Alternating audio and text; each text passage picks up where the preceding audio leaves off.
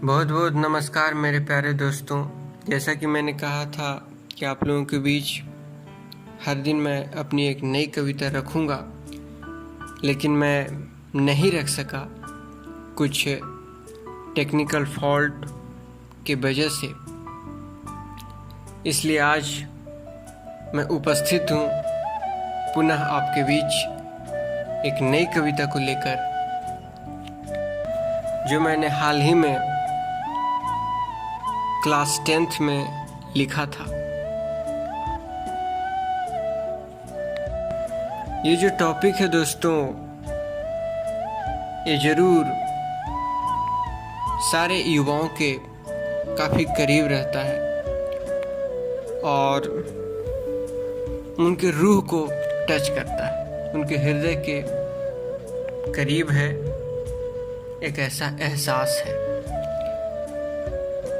तो जी हाँ दोस्तों, आप तमाम लोग अक्सर कई फिल्मों, सीरियल्स और बॉलीवुड के और किसी भी क्षेत्र के गाने, सॉन्ग्स का जो मुख्य केंद्र बिंदु होता है, जो एक ही फीलिंग, एहसास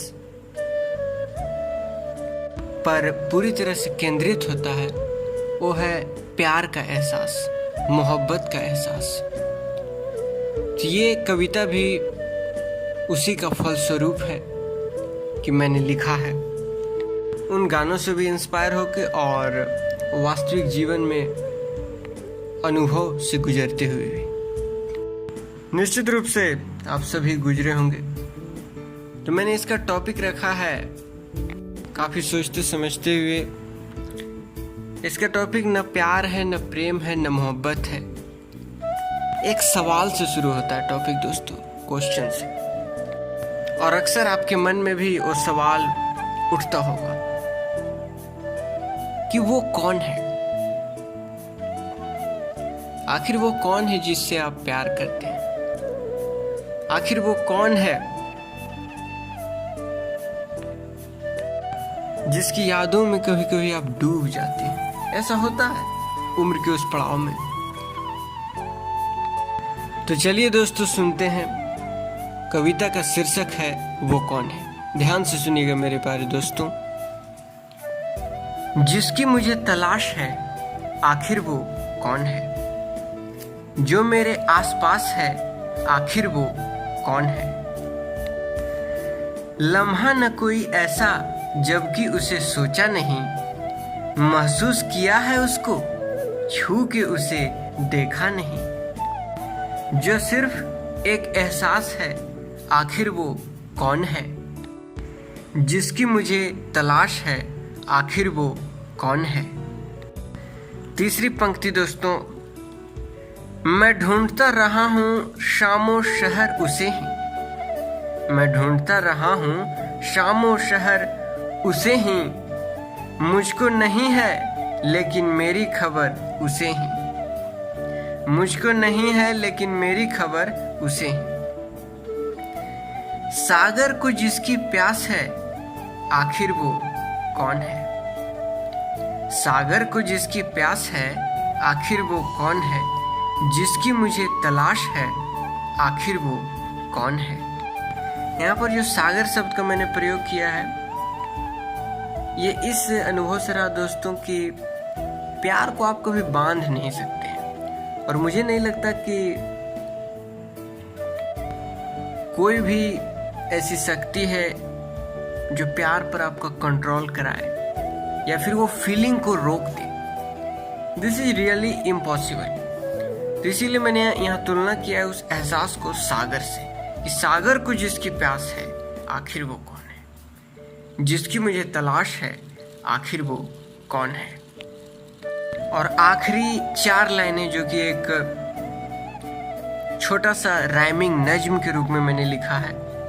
उर्दू शब्द में उसे नज्म कहा जाता है। छोटा सा लाइन है, 4 लाइनें। अंतिम करेंगे इससे हम कविता की। ये प्यार को, मोहब्बत को एक तरह से प्रदर्शित करता है, बताता है, डिफाइन करता है। ध्यान से सुनिएगा मेरे प्यारे दोस्तों। आखिरी 4 लाइनें। मोहब्बत जब कोई करता, जमाना रूठ जाता है। आप सहमत भी होंगे इन लाइनों से कि मोहब्बत जब कोई करता जमाना रूठ जाता है, यहाँ पे आके हर अपना पराया छूट जाता है। कोई तन्हा रह के भीड़ में है, कोई तन्हा रह के भीड़ में है, कोई भीड़ में रह के तन्हा है। लम्हा छुपे हैं सदियों में, लम्हा छुपे हैं सदियों में छुपा एक लम्हा है। जी हाँ दोस्तों, तो इस प्रकार थी मेरी एक कविता। और एक बात ज़रूर मैं बोलना चाहूँगा कि कविता लिखने के जर्नी को और विश्लेषण को बताने के चक्कर में ज़रूर ये वीडियो क्लिप और ये पूरा कविता थोड़ा लंबा हो जाता है, बड़ा हो जाता है। इसके लिए मैं माफ़ी मांगता हूँ। लेकिन मुझे लगता है कि इसके विश्लेषण को बताना, अनुभव को बताना, किस प्रकार मैंने लिखा है, ये आवश्यक है, जिससे कि आप उस अनुभव को कनेक्ट कर पाएँ और कविता को केवल सुने ही नहीं, महसूस कर पाएँ और इसे जिए। कविता को सुने केवल नहीं दोस्तों, जिए भी। इसीलिए मैं विश्लेषण करता हूँ और इसके बारे में बताते भी आपको चलता हूँ कि किस प्रकार मैंने लिखा है। जरूर वीडियो क्लिप थोड़ा बड़ा हो जाता है, लेकिन इसी प्रयास के तहत वीडियो क्लिप थोड़ा बड़ा होता है। तो चलिए दोस्तों, इन्हीं आशाओं के साथ मैं विदा लेता हूँ कि ये कविता आपको सुनने में अच्छा लगा होगा और आपको एक अच्छा फीलिंग आपके हृदय में उत्पन्न हुई होगी। बहुत बहुत धन्यवाद। तो मिलेंगे फिर से एक नई कविता के साथ। हृदय से धन्यवाद आप तमाम लोगों का इतने प्यार से सुनने के लिए। धन्यवाद दोस्तों।